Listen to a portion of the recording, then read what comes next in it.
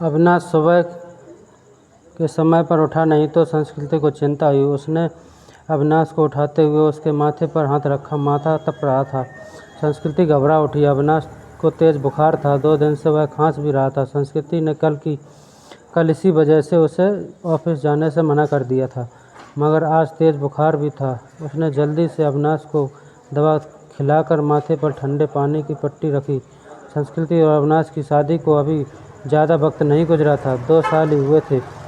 पिछले साल तक सास ससुर साथ में रहते थे, मगर कोरोना में संस्कृति की जेठानी की मौत हो गई थी, तो सास ससुर बड़े बेटे के पास रहने चले गए। कोरोना का प्रकोप बढ़ता ही गया। संस्कृति और अविनाश की शादी को अभी ज़्यादा वक्त नहीं गुजरा था। 2 साल ही हुए थे। पिछले कुछ समय से टीवी चैनल पर दिल्ली के अस्पतालों में कोरोना से जूझने वालों की हालत देखकर वह कैसे भी परेशान थी। कहीं वेंटिलेटर नहीं है तो कहीं ऑक्सीजन नहीं। मरीजों को अस्पताल में बेड तक नहीं मिल रहा था। ऐसे में अब उनका क्या होगा, यह सोचकर वह कांप उठी।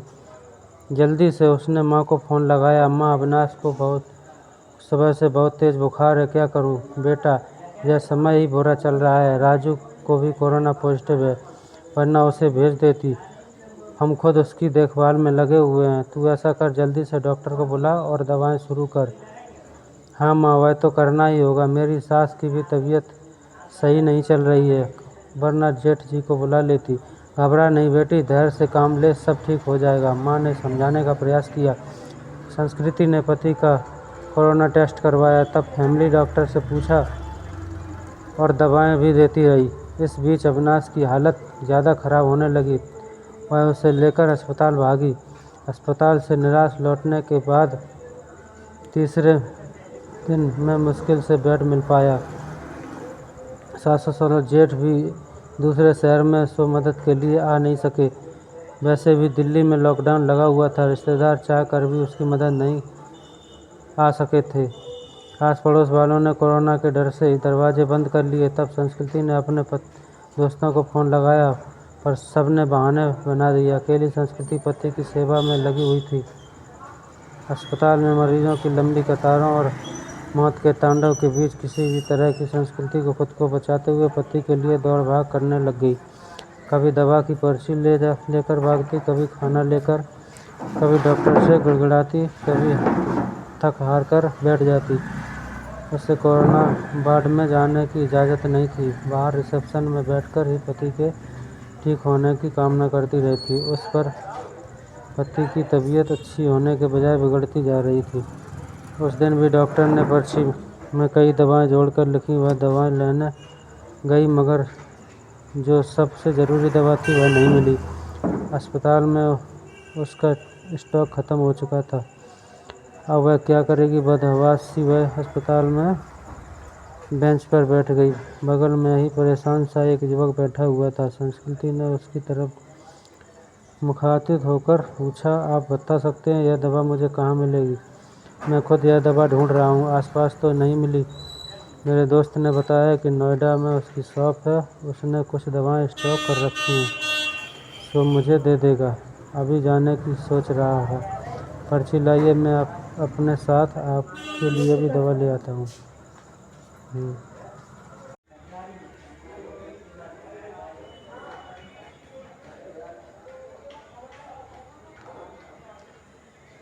मैं खुद दवा ढूंढ रहा हूँ।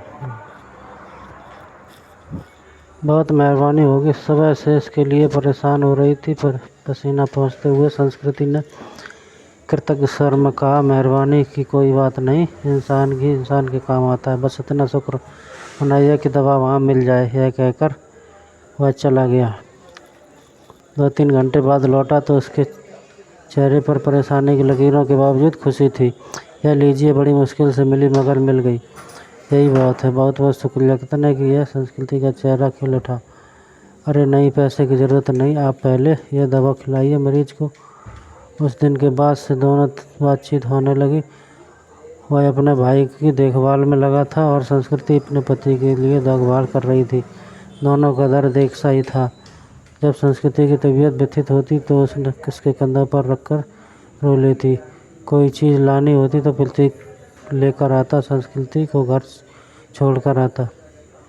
धीरे धीरे तकलीफ इनके इन दिनों में दो अजनबी एक बंधन में बनते जा रहे थे। उनके बीच एक अजीब सा आकर्षण भी था जो दोनों के बीच इस बंधन को मजबूत बना रहा था। एक दिन अविनाश और का ऑक्सीजन लेवल काफ़ी घट गया। अस्पताल में ऑक्सीजन सिलेंडर नहीं था। तब प्रतीक ने यह जिम्मेदारी अपने ऊपर ले ली।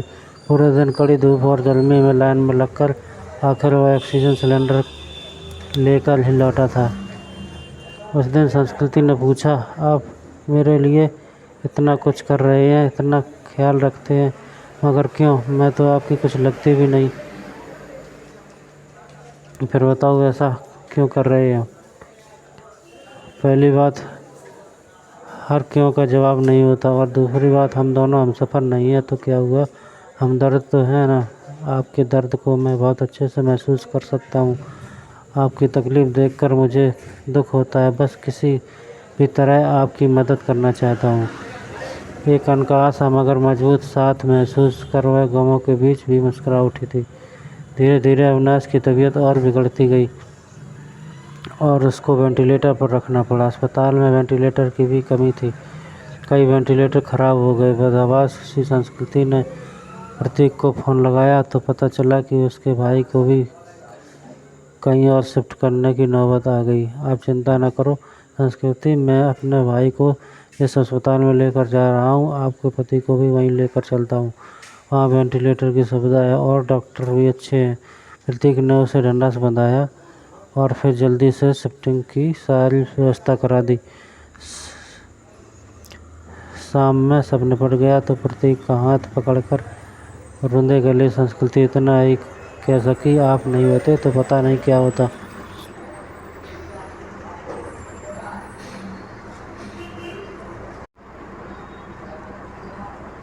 मैं नहीं होता तो कोई और होता। अच्छे लोगों की मदद के लिए कोई न कोई आ ही जाता है। ऐसा नहीं है प्रतीक जी, मैंने अपने दोस्तों, पड़ोसियों, परिचितों सबको देख लिया। इस कठिन समय में कोई मेरे साथ खड़ा नहीं हुआ, लेकिन केवल आप हैं जिसे 4-6 दिन पहले तक मैं जानती भी नहीं थी। आज लगता है जैसे आप के बिना रह नहीं सकती। उसकी यह बात सुनकर प्रतीक ने एक अलग की नज़र से संस्कृति की तरफ देखा और फिर मुस्कुराकर चला गया। संस्कृति के दिल में अजीब सी बेचैनी होने लगी। वह सोचने लगी कि प्रतीक का साथ इस परेशानी के समय में भी कितना सुकून दे जाता है। अस्पताल में मरीजों के रिश्तेदारों की भागदौड़ और परेशानियों के बीच भी चंद लम्हे वह केवल प्रतीक के बारे में सोचती रह गई। इसी तरह 2-3 दिन और गुजरे। अविनाश की हालत काफ़ी गंभीर थी। फिर एक दिन सुबह सुबह संस्कृति को सूचना मिली कि उसके पति की मृत्यु हो गई। एक पल में संस्कृति को लगा जैसे वह अधूरी रह गई।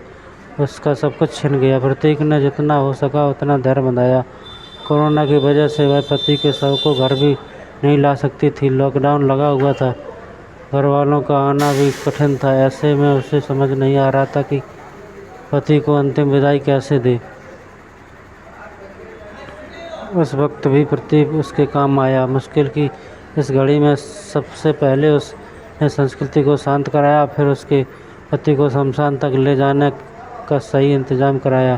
संस्कृति के साथ वह शमशान तक गया, फिर संस्कृति को उसके घर छोड़ने आया। संस्कृति लगातार रो रही थी। उसके हाथ पैर काम नहीं कर रहे थे। प्रतीक समझ रहा था कि उसकी तबीयत खराब है, वह अकेली है, सो अपने खाने पीने को लेकर वह लापरवाह करेगी और तबीयत खराब होगी। तब प्रतीक ने हाथ पैर धोकर और कपड़े बदलकर उसकी रसोई में प्रवेश किया और सबसे पहले चाय बनाई। संस्कृति के साथ खुद भी बैठकर उसने चाय पी। फिर संस्कृति को नहाने भेजकर खुद दाल चावल बनाने लगा। संस्कृति को खाना खिलाकर उसके लिए सब्जी, फल, दूध आदि का इंतजाम कर और सांत्वना देकर वह वापस लौट गया। 2-3 दिन में जब संस्कृति थोड़ी सामान्य हुई और पति की मौत के सदमे से उभरी तो उसके प्रतीक की याद आई। प्रतीक उसके लिए अपनों से बढ़कर बन चुका था, मगर उसे पता नहीं था कि वह कहाँ रहता है, क्या जॉब करता है। बस एक फ़ोन नंबर था। उसने फ़ोन मिलाया तो नंबर बंद जा रहा था। संस्कृति घबरा उठी। वह प्रतीक से संपर्क करना चाहती थी, मगर ऐसा हो न सका। 2-3 घंटे वह लगातार फ़ोन ट्राई करती रही मगर वो फ़ोन बंद ही जा रहा था। अब उससे रह नहीं गया। कुछ सोच कर वह उसी अस्पताल में पहुंची जहां उसके पति और प्रतीक का भाई एडमिट थे।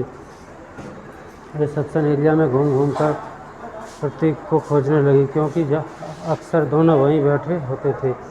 फिर वह उसे खोजती हुई कैंटीन में गई। हर तरफ चक्कर लगा लिया मगर प्रतीक नहीं नज़र आ रहा था। थक कर वह वापस रिसेप्शन में आकर बैठ गई और सोचने लगी अब क्या करें। तभी उसे वह नर्स नज़र आई जिसने संस्कृति की जान पहचान हो गई थी। संस्कृति के पति की देखभाल वही नर्स करती थी। संस्कृति उसे अक्सर अम्मा कहकर पुकारा करती थी। नर्स ने प्रतीक को भी उसके साथ कई बार देखा हुआ था। संस्कृति दौड़कर नर्स के पास गई। दुखी स्वर में नर्स से कहा, सॉरी बेबी, तुम्हारे पति को हम बचा नहीं सके। जो लिखा था वह हो गया, पर यह बताओ अम्मा, आपको प्रतीक की याद है जो अक्सर मेरे साथ होता था? उसके भाई का इलाज चल रहा था। हाँ बेबी, उसको भाई को भी तो मृत्यु हो गई है। वह खुद भी